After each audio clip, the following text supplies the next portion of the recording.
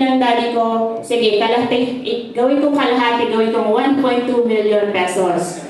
So, tuwang-tuwa. Kami naman sa business side, kinabahan kami kasi paano ba namin i-fulfill to if it's 1.2 million pesos kasi almost at cost na po yun. So sabi niya sa akin, di bale, basta makatulong tayo, importante sa akin, ang transportation group, ang mga pasahero ng Pilipinas ay matutulungan natin. So ganyan po si Madam Yahoy!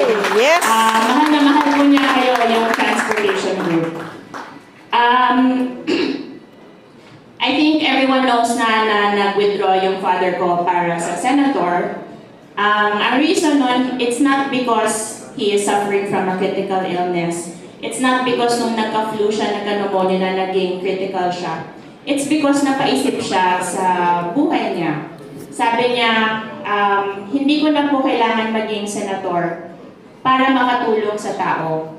Itong electric jeepney, for example, he already started it even before he decided to run for senator.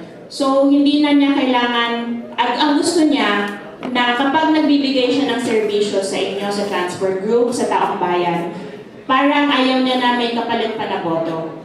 Gusto niya tuloy-tuloy pa rin ang serbisyo niya sa taong bayan, tuloy-tuloy pa rin ang serbisyo niya sa transportation group dahil he does not need to be a senator. Ayaw na rin, gusto niya mas mahaba pa yung buhay niya para makatulong pa siya sa kapwa Pilipino. So, yun po si daddy ko, si Manong Chavez Singson. Yahoy! Yes! Woo!